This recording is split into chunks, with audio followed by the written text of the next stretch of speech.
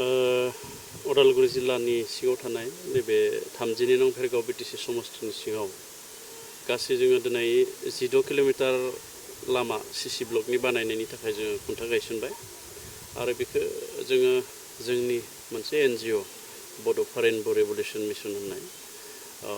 बेनि गेजेरजों जोङो भारत सरकारनि मोनसे प्रजेक्ट जोङो मोनदों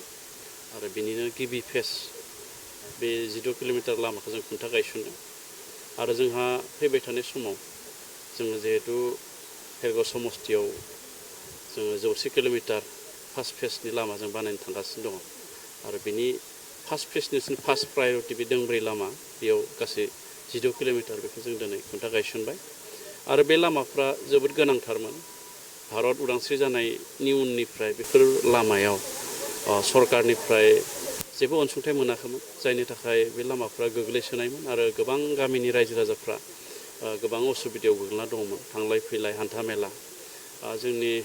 समाज जौगानाय ओनसोल जौगानाया हान्था मेला मोजां जायोब्लासो जायो गारि मटर हाबनो हानाय जायोब्लासो जायो दा बेखायनो बेफोर जायफोर लामाखौ जों दिनै अन्थाइ खाम्बा गायसनबाय बेफोर लामाजों थांलाय फैलाय खालामनो हायामोन आरो माखासे लामा बे गामिजों बे गामि नुहुरनायाव खाथि खिन्थु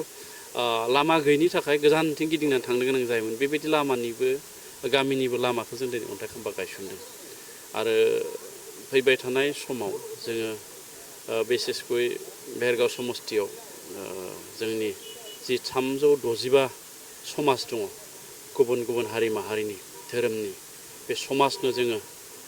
गंफ्रोमबो समाजनो जोङो लाइ लथर होनो थाखाय जोङो थिरां खालामनाय जादों आरो बेनि थाखाय लाइ लथरखौ जों थियारि खालामबाय आरो मोन 150 गेलेगिरि हान्जानो एबा क्लाबनो जोङो गेलेमु आगजु होगोन आरो बेबो जोंहा थियारि जाबाय आरो मुंख्लं न'खरनो सलार राननाय भेरगाव समस्थिनि सिङाव थानाय एबसुनियानो होन PLTआनो होन NDBनियानो होन गासैबो मुंख्लं न'खरनो सलार हम सलारजों राननानै होगोन आरो मुंख्लं न'खरनि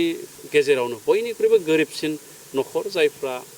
खामायनो हानाय साख्रि लानो हानाय मानसि गैला अहहाय बिथांमोनखौबो जोङो सहाय खालामनो थाखाय गंफा गंफा बेटारि रिक्सा जोङो रानना होनो नागिरदों बेबायदिनो जोंहा नैबे भेरगाव समस्थिनि सिङावनो एक्वाकालचारनि गेजेरजों ना फिसिनायनि थाखाय कमिउनिटि पन्ड एबा रायजोनि हाखर जों जावबाय हाग्राबारि बाथौ आश्रमाव जोङो 14 बिगानि जावदों आरो जोंहा गोरामाखा होननाय गामियाव जोङो 18 बिगानि हाखर जों खम समनि गेजेरावनो जावनानै बिथांमोननि रायजोनि थाखाय जोङो मावनो नागिरदों आरो बेनि अनगायैबो भेरगाव महकुमानि जि सारियालि दङ बेयाव जोङो स्ट्रिट लाइट जों लागायनो नागिरदों बिनि सार्भे बिनि अर्डारा जाजोबखाबाय जोंहा साननै सानथामनि गेजेरावनो बे स्ट्रिट लाइटआ सफैगोन आरो बे सफैयोब्ला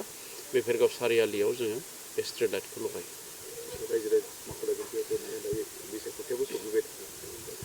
आं रायजो राजाखौ बेखौनो खावलायगोन जिहेतु 32 नं भेरगाव समस्थियाव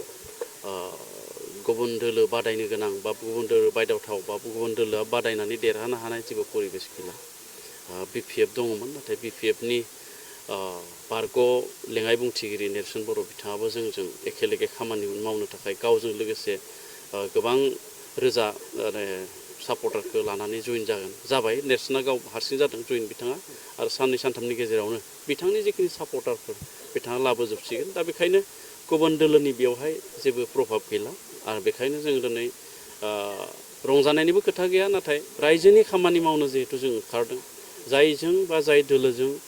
जाय सरकारजों रायजोनि खामानिया जाबाय थादों गोजोना गायसनजाबाय जौगानायनि हाबाफारिया सोलिबाय थादों बे दोलोजोंनो रायजोफ्रा थानांगौ मानो होनना बुङोब्ला रायजोफोराथ' सरकारनि सुबिदा मोनब्लानो जायो आरो सरकारनिफ्राय जों सुबिदाखौ जिहेतु होनो थाखाय नाजाबाय थादों होबाय थादों दा बेखायनो फैबाय थानाय समाव रायजो राजाफ्रा जाहाथे बेलेग गुबुन दस्रा खोथा जाहाथे साना जोंनि बिटिआरनि गाहाय मानगोनां गाहाय खुंगिरि मुस्रि प्रमद बर' बिथांनि दैदेननाय सरकार बिथांनि दैदेननाय UPPL दोलो